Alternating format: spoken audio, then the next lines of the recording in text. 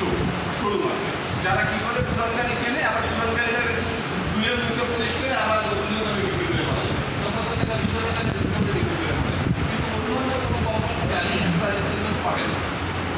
উত্তরা মোটরসের গাড়িগুলো, এই বাজাজ কোম্পানির গাড়িগুলো যে ধরনের টেকসই, এই ধরনের টেকসই অন্য কোনো কোম্পানির গাড়ি নেই। কারণ এই গাড়িগুলো দীর্ঘমেয়াদী চলে।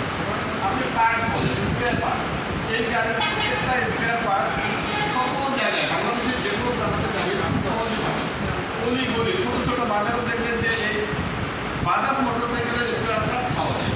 অন্য অন্য কোম্পানির যে গাড়িগুলো আছে সেই গাড়িগুলোর একটা স্পেয়ার পার্টস নিতে আপনার জেলা শহরে আসতে হবে, বিভাগীয় শহরে আসতে হবে, কোম্পানিতে অর্ডার করতে হবে, 1 মাস পর 15 দিন পর কোম্পানি আপনাকে সেই পার্টসটা দিবে, তারপরে আপনি গাড়িটা চালাবেন।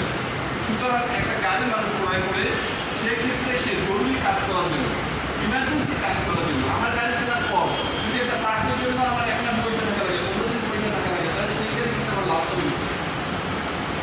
গাড়ি আমি কিনলাম এখন 2 লাখ টাকা দিয়ে, আমি যদি 1 মাস পর সেটা যদি একটা প্রোডাক্টের মতো 50% দামে বিক্রি করতে হয়, তাহলে আমার টাকাটা ক্ষতি করছে কি? সুতরাং বাজাজ কোম্পানির গাড়িগুলো সব নিঃসন্দেহে ভালো, এটা আসলে বলার প্রশ্নই থাকে না।